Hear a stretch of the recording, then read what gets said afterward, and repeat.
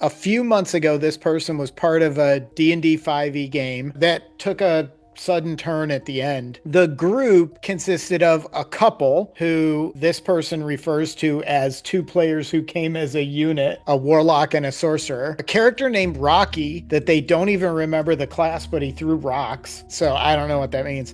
The Oni was a warlock barbarian and was this person's bestie in the game. The DM was a random guy that they found on a forum. And then the person who's writing the story was called the Goat, a small goat woman bard. They were 5th or 6th level. How do they make a game with a random DM? This is the that's horrible. Who would do that? This is not a good idea at all. Okay, it doesn't guys. Work in real life.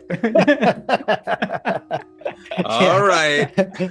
We're all randos, including the DM. All right. I'm from Asia, John is from USA, Jordan is from Europe, and Shams is from Africa. We need an Aussie. So anyway, those are the characters, okay? They've been playing for a couple of months. Everything had been kind of normal and progressing as usual. This person felt like they were kind of speeding through the NPC interactions, almost like the routine became go to a castle, get a quest, minimal dialogue, then go do a dungeon, collect an item, and repeat. Okay. No role play. Opposite from what we do. We don't do any role play. What's that? We don't do role play, do we? No, we don't do any fights. Yeah, I know. Come on, I managed to grab a leech in a bedroll and threw it away in the window. Yeah. This is not a fight in D&D. This is a mess. It's narrative combat. Right, which is a lot more fun for podcasts. It's fun. I don't really want to sit and watch people engage in combat for 6 hours. 5 hours maybe, but 6 is definitely too much.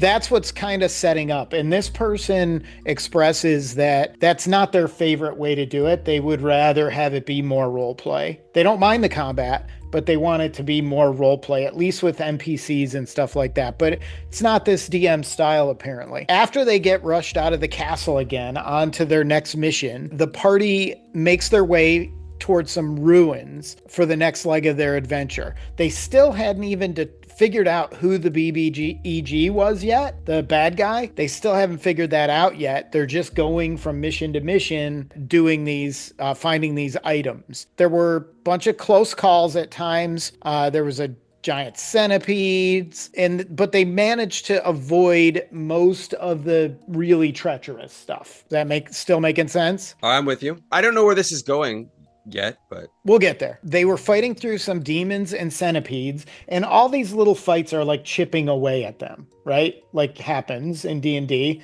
where it doesn't really take you down to nothing, but each fight takes you down a little bit more, and you start losing spell slots, and you start getting a little worse for wear. So that's where they're getting. That's one way to play D&D. Also, I know that when the local D&D started, they recently told me that they only done dungeon crawls. Yeah, that's how it started back in the day. It was dungeon crawl. Yeah. Look at some of the old modules. There's a town and then a dungeon crawl for a year. As far as I know, they originated from the war game, so it makes sense. Nothing wrong with that. It's just not necessarily this group's way. So most of the role play that they get in is together as a group. Mm-hmm. There's no real role play with NPCs or outside characters.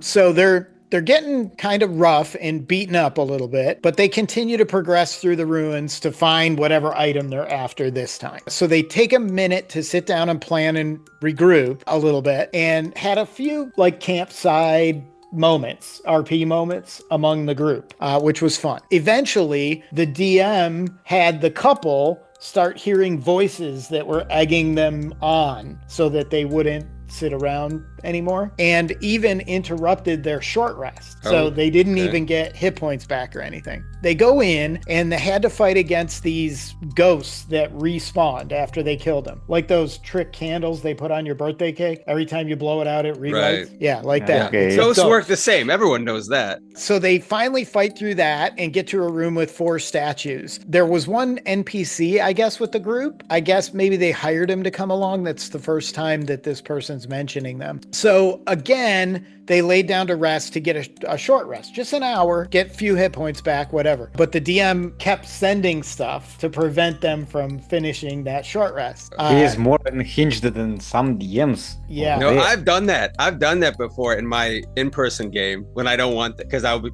but I don't mean to make this about me. Dude, we ran around in the forest with like 1,000 different people in that forest before we got a long rest. That's true, but I didn't hurt you that much. There was just a few random pine cones. It's true. Finally, this DM lets them get a short rest in. An hour, a whole hour. Immediately, a wind spirit guardian of some sort attacks, telling them that they must protect some prisoners, which I guess they explained meant the statues were actually petrified people. Okay. Okay.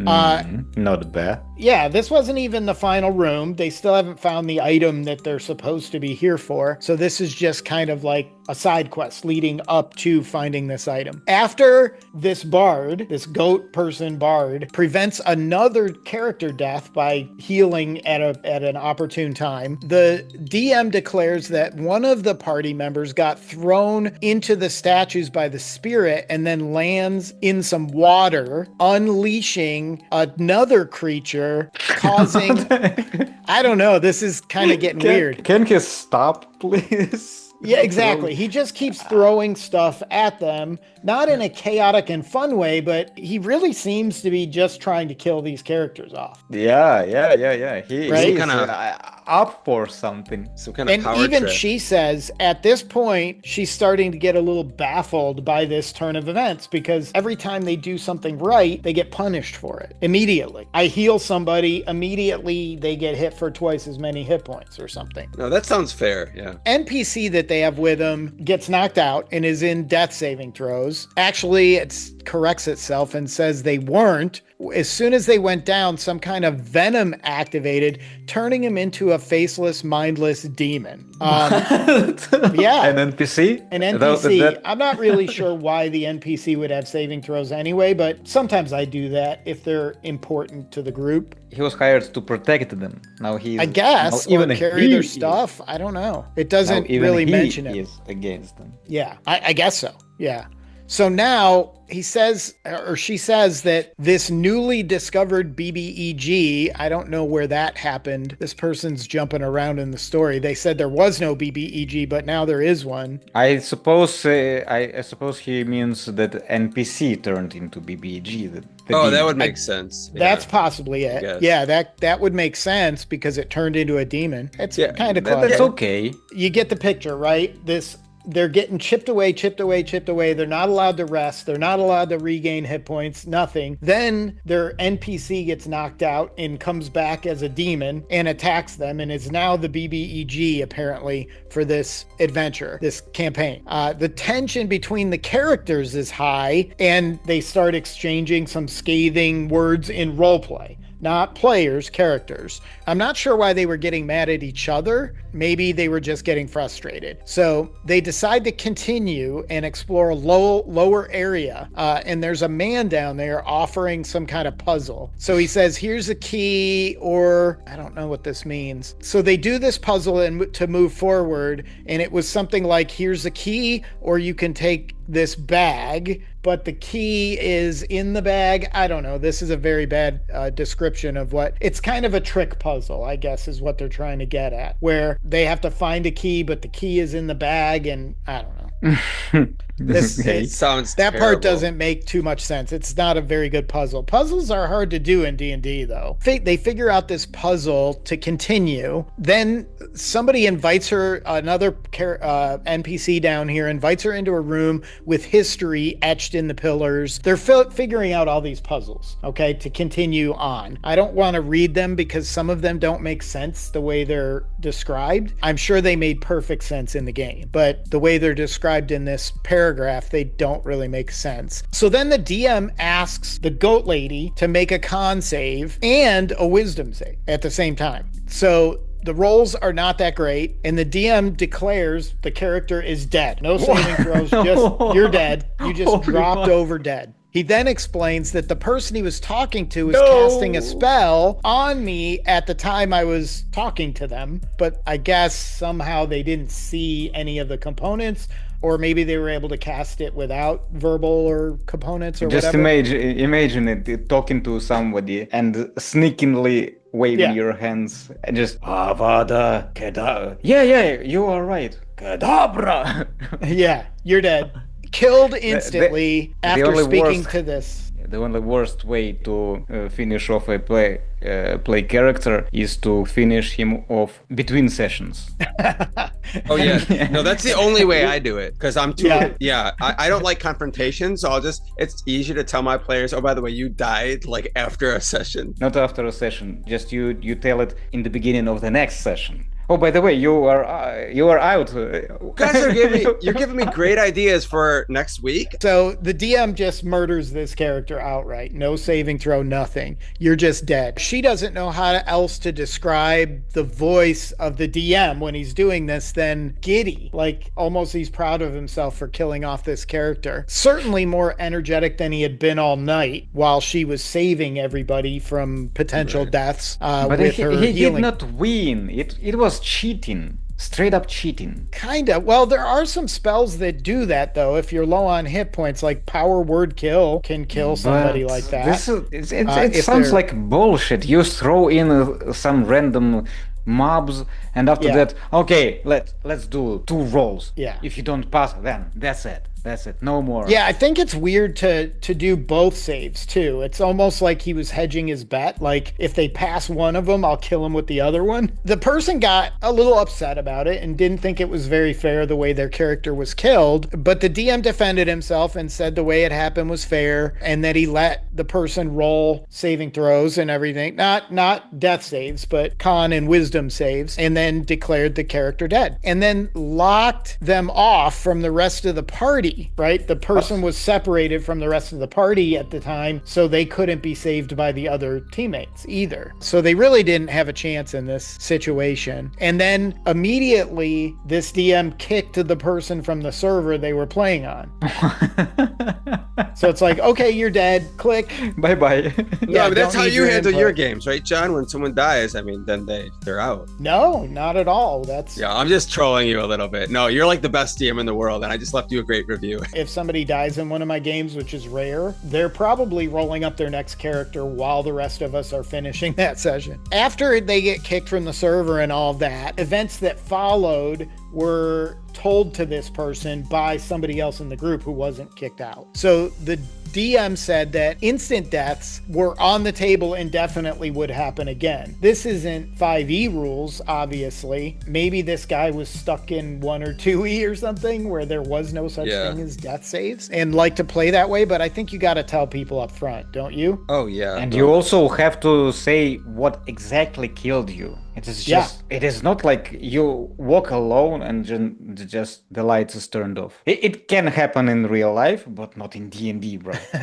No, you would at least follow the procedures. And you're not trying to beat the game. You're trying to play the game. So if everybody's dead, nobody's playing the game. So the bard, the goat person bard, got kicked out of the group after being just killed with no death saves or anything. They did get events after that came from one of the other players that was still in the group, told them that the DM then said to them that this could happen to you too. Instant death is just a reality for all of you now. Good game. Yeah. Yeah, sounds like fun. No, I mean, I like games where the DM rules with an iron fist. I really enjoy that. Yeah. I prefer my tyranny to be fictional, not actual. I can't think of a single person that would willingly want to play with a DM after this again. Hold on there for a minute, because they're probably not going to get the chance. I think I'm seeing where this is going now. Okay. So the couple, remember I told you the couple that was playing, they were unhappy with his decision and edict that now they could all instantly die, and that the goat player wasn't part of the game anymore. They didn't like that. they really didn't have anything else keeping there in this game, so they just left. Rocky, the guy who just throws rocks, I don't know what class that is. Throws It's rocks. something I out of the love these Flintstones. characters, bro. Yeah, I think it's isn't it the little kid in the Flintstones, Bam Bam or something? I don't know. But Rocky said he didn't, like, there's no game left. Now 3 players are gone out of 5 or 6 or whatever there was. So he bolted. The Oni, the one that was telling the goat what was happening afterward, kept getting the same excuses about how killing the goat person was fine and fair and all this. So from the goat's death on, within 30 minutes, the whole server's empty. This whole campaign is over. Who could have thought? So the goat person, the player, was left just wondering what happened. Like, why insist on killing the characters that make up your campaign when they were enjoying playing together, even though They weren't even enjoying, I'd say. Yeah, I agree. They were fighting monsters who just respond without cooldown. They were respawning. I get the impression that maybe the DM was trying to end this campaign and just wanted to do it as ugly as possible. Holy shit. Maybe the DM had just a terrible day. Maybe his girlfriend just dumped him, and he just had some issues going on in his personal life. Who knows? It's possible, but man, why take it out on players? No, of course that you shouldn't. Sought you out. We hear a lot of these horror stories, and they seem, at least the ones we've done together, have all seemed to revolve around bad DMs. There are some bad players as well. But I think yeah, so. we stumble upon bad DMs. It is symbolic. Yeah, I mean, it's easy to blame the DM too. They're ultimately kind of in control of the plot of the game. I think everybody tells the story together, but the plot is kind of the DM's area. Yeah, I think this is the situation where the DM thinks that they're better than all the players or more important than all the players. He just blew up his own game. For no reason. Yeah. Yeah. John, how many deaths have you, do you have any idea in your career how many player deaths? I have no idea. Probably less than you would think, considering how many games I've played. My goal is not to kill the characters. What? So they... No.